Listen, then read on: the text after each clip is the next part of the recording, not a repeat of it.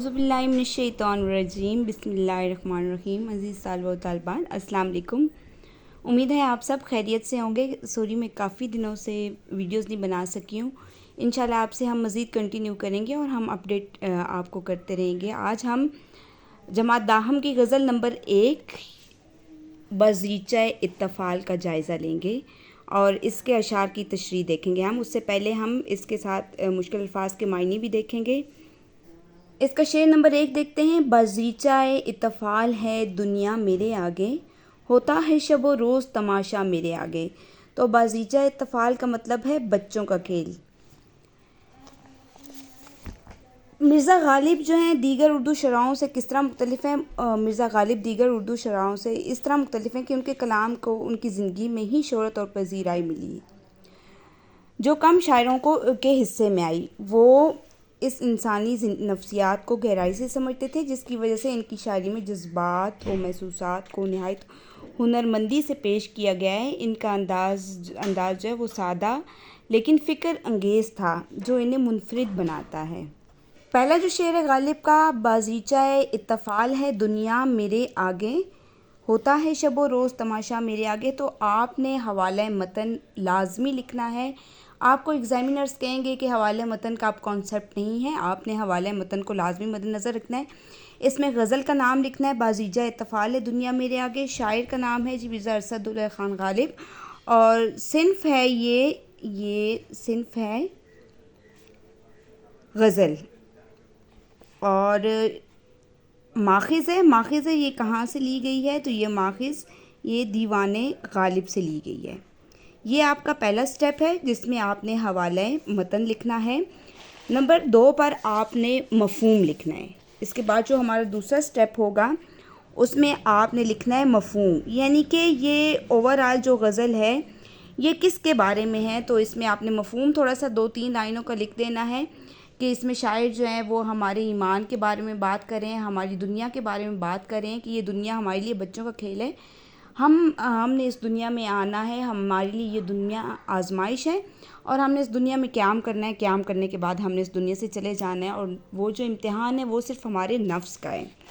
شعر نمبر جب ہم حوالہ متن کے بعد ماخذ لکھ لیں گے، اس کے بعد آپ نے جو تیسرا سٹیپ لکھنا ہے، پہلا ہم نے حوالہ متن لکھنا ہے، دوسرا ہم نے مفہوم لکھنا ہے، اور تیسرے نمبر پر حل لغت لکھنا ہے۔ اس میں آپ نے الفاظ معنی، جیسے کہ میں نے پیچھے آپ کو بتا دیا ہے کہ میں نے الفاظ معنی اکٹھے لکھ دیے ہیں۔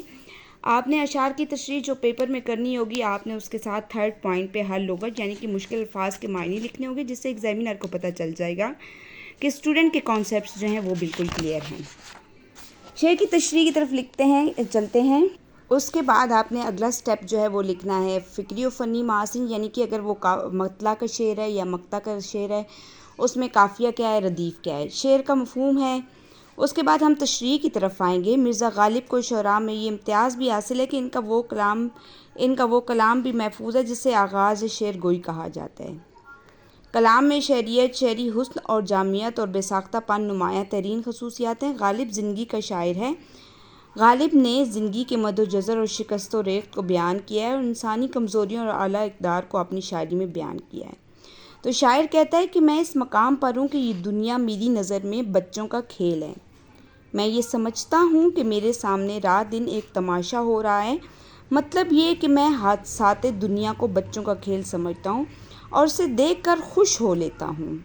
یعنی کہ شاعر ایک ایسے بلند مقام پر پہنچ گیا جہاں دنیا کی رنگینیاں اور اس کے واقعات اور اس کے لیے بچوں کے کھیل کی طرح ہیں، اور یہ اس کی بصیرت اور فہم کی وہ گہرائی ہے جو دنیاوی چیزوں کو حقیر اور غیر اہم بنا دیتی ہے۔ وہ دنیا کے نشیب و فراز کو ایک تماشے کے طور پر دیکھتا ہے جو دن رات اس کے سامنے جاری رہتا ہے۔ یعنی کہ شاعر کی مراد ہے کہ یہ دنیا میں جو آئے روز واقعات ہو رہے ہیں، اس کے لیے یہ دنیا ایک بچوں کا کھیل ہو جیسے، اور یہاں پر روز میرے آگے ایک نیا سے نیا تماشا ہوتا ہے جو دن رات اس کے سامنے جاری رہتا ہے، جسے دیکھ کر وہ حیران یا پریشان نہیں ہوتا بلکہ ایک بلند نظری کے ساتھ اس کا مشاہدہ کرتا ہے۔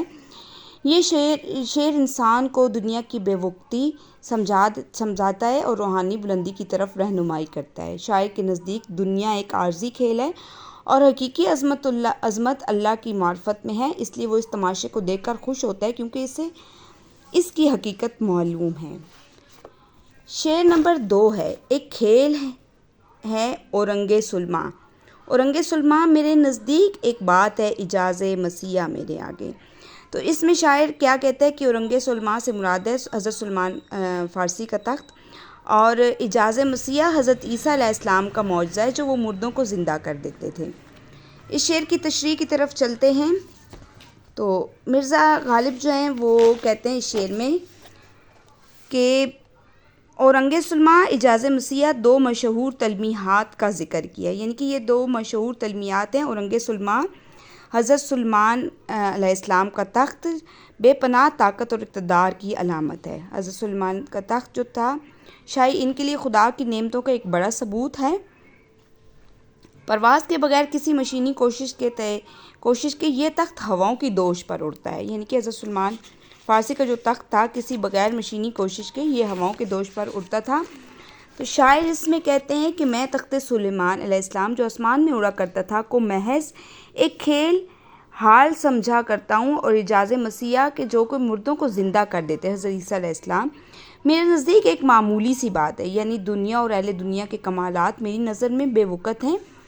یہ شعر فلسفیانہ اور عرفانی انداز فکر کی عکاسی کرتا ہے۔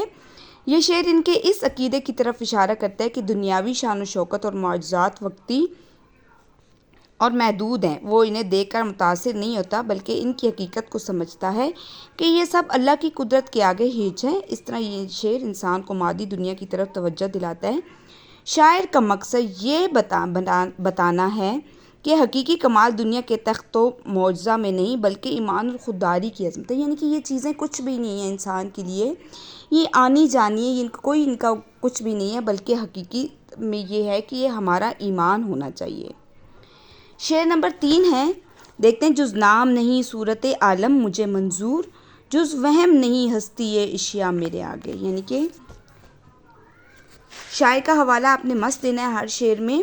غالب کی نظر میں انسان اور دنیا کی تمام چیزیں جو ہیں وہ وقتی ہیں اور ان کا حقیقت سے کوئی جو ہے تعلق نہیں ہے، اس لیے وہ صرف خدا کی ذات کو ہی حقیقت مانتے ہیں۔ کہتے ہیں کہ یہ جز وہم نہیں ہستی اشیاء میرے آگے، یعنی کہ یہ دنیا کی جو چیزیں میرے آگے ان کا کوئی وجود نہیں ہے، اس لیے وہ صرف خدا کی ذات کو ہی حقیقت اور وجود کی اصل حقیقت کے طور پر تسلیم کرتا ہے، باقی سب کچھ محض فریب یا وہم ہے۔ غالب کا یہ بیان اس بات کو ظاہر کرتا ہے کہ ان کی شاعری میں دنیا کی عارضیت اور انسانی کی فانی نوعیت کو بیان کیا گیا ہے، اور اسی کے ذریعے وہ اس دنیا کی بے ثباتی اور بے یقینی پر سوال اٹھاتے ہیں۔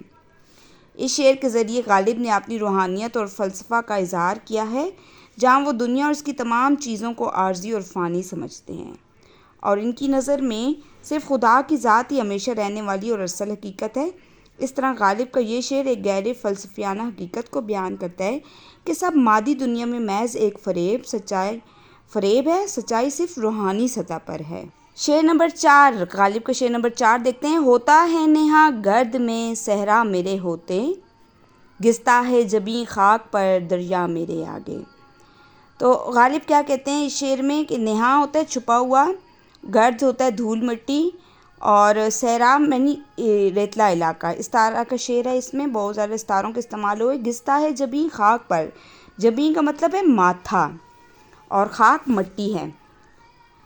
غالب کا یہ شعر اس کی انفرادیت اور جدت بیان کو اجاگر کرتا ہے۔ یہ شعر عشق حقیقی یعنی کہ عشق و جنوں کی شدت کو بیان کرتا ہے۔ شاعر کہتا ہے کہ جب وہ عشق کی سرکشی میں دیوانوں کی طرح در بدر اور صحراؤں میں بھٹک رہا ہوتا ہے، تب اس جنوں میں خود صحرا بھی اس کے گرد میں چھپ جاتا ہے، یعنی کہ جب وہ صحرا میں بھٹکتا ہے تو اس کے جو قدموں کی دھول ہوتی ہے خود صحرا وہ لبادہ اوڑھ لیتا ہے، تب اس جنوں میں خود صحرا بھی اس کی گرد میں چھپ جاتا ہے۔ اس کی حالت یہ ہے کہ جب وہ اپنے جذبات کے ساتھ بے قابو ہو کر آہوازاری کرنے لگتا ہے تو دریا اس کے سامنے سجدہ کر کے فریاد کرتا ہے کہ خدا کے لیے اپنے اشکوں کو روک دے، ورنہ دریا کا سکون جو ہے وہ ختم ہو جائے گا، یعنی کہ دریا بھی بے بس ہو جاتا ہے اور وہ بھی اس کے آگے گریہزاری کرتا ہے کہ تم اپنے اشک جو ہے وہ چھوڑ دو، رونا چھوڑ دو، اور تاکہ مجھے بھی سکون میسر ہو جائے۔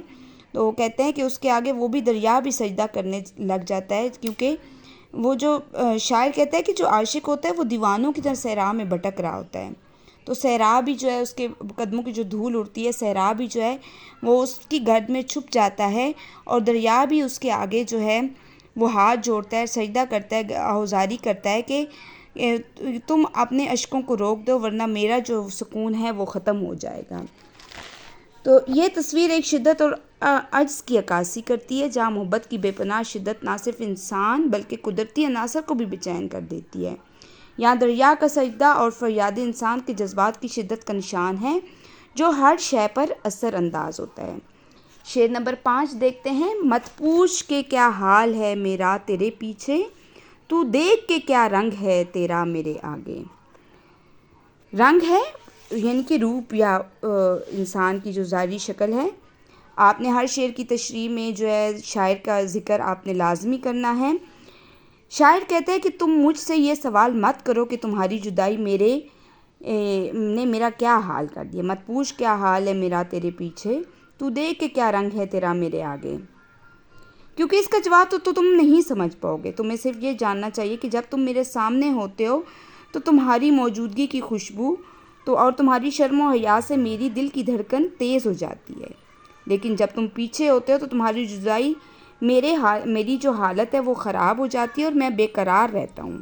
غالب یہاں محبت کی شدت کو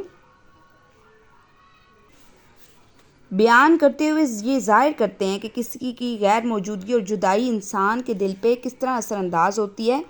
ان اشعار میں غالب نے ایک جذباتی کشمکش کو ظاہر کیا ہے جس میں محبت، بے قراری اور شدت کا احساس ہوتا ہے۔ ان کی شاعری میں یہ خاص بات ہے کہ وہ سادہ اور روزمرہ کے الفاظ میں اپنے دل کی گہرائیوں کو بیان کرتے ہیں۔ ان کا یہ انداز جو ہے شاعری میں انفرادیت کا حامل ہے، اور یہی وجہ ہے کہ غالب کی شاعری آج تک جو ہے وہ دلوں میں زندہ ہے۔ یہاں تک ہم نے 5 اشعار کا جو ہے وہ جائزہ لیا ہے۔ ہم اگلی ویڈیو میں انشاءاللہ باقی اشعار کی تشریح کو دیکھتے ہیں۔ تو دیکھیے گا آپ میری غزل نمبر 1 جماعت داہم کی ویڈیو نمبر 2 کو ہم دیکھیں گے انشاءاللہ اگلی ویڈیو میں۔